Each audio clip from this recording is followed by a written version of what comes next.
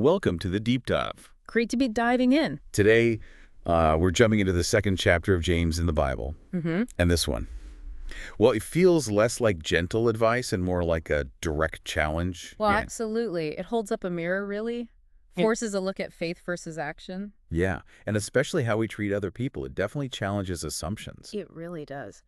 James isn't subtle here. He's going right after that gap between saying you have faith and, well, actually living it out. Okay, so let's get into it. He kicks things off really strong, right? Yeah. This whole issue of favoritism. He does, with that very vivid scenario. Right, the meeting. Two people walk in. One's got the fine clothes, maybe a gold ring, looks wealthy. And the other, poor shabby clothes. The contrast is deliberate. And the reaction is, well, it's awful. Give the rich guy the VIP seat, tell the poor guy, stand over there or sit on the floor. And James's reaction to that reaction is pretty intense. He doesn't just say it's impolite. No, he calls it discrimination, flat out.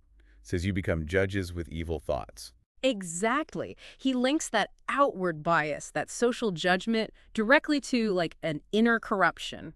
It's an insult, he says, to the poor person. And he throws in that twist, doesn't he?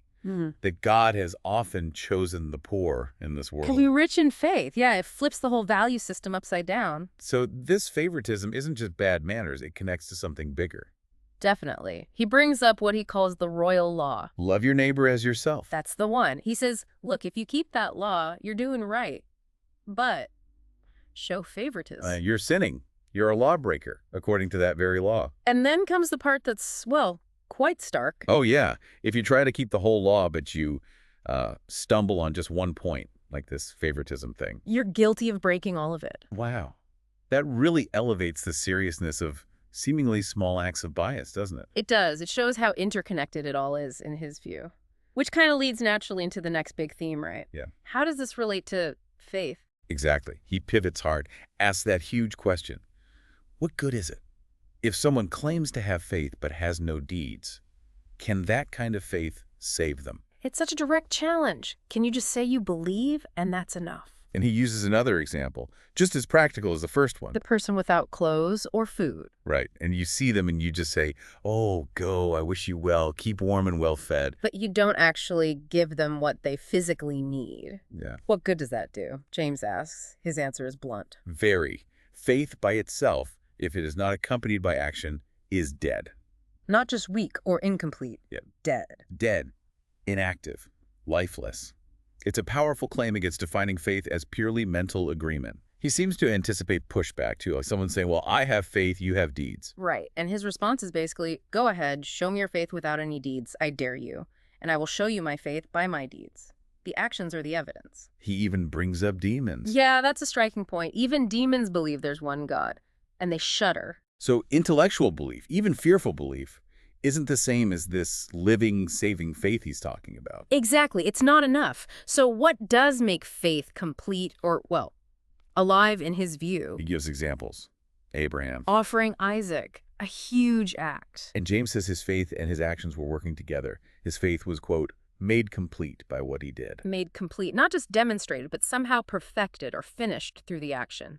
And that led to him being called God's friend. And then there's Rahab. Rahab the prostitute, yeah. Yeah. Helping the spies. Another risky action. And she, too, was considered righteous for what she did. Again, the deeds are central to how her faith is understood or validated. So he pulls this all together into perhaps one of the most debated lines. A person is justified by what he does and not by faith alone. Which sounds potentially controversial, but in the flow of this chapter. Right. In context, he's arguing that genuine saving faith inherently produces these actions. Treating people fairly, caring for the needy. If those aren't there, the faith itself is suspect. It's not living. Which brings us back to that final, powerful analogy. The body and the spirit, as the body without the spirit is dead. So faith without deeds is dead. Simple, stark, unforgettable. And there's one last piece about judgment and mercy. Ah, yes. Act mercifully, because judgment without mercy awaits those who haven't shown mercy. But then that amazing turnaround, mercy triumphs over judgment. It suggests our actions, our mercy, really matter in the grand scheme. Wow. Okay, so this chapter, it really pushes back against any kind of passive, purely internal idea of faith. It demands action, tangible evidence, especially in how we treat others without bias. It's a call for a faith that you can, well, C, an active faith. So it leaves us with a pretty pointed question, doesn't it? If faith without deeds is dead, what specific deeds or actions in your life, thinking about these principles from Jays 2, what actions would show that your faith is actually alive? What really stands out to you from this deep dive?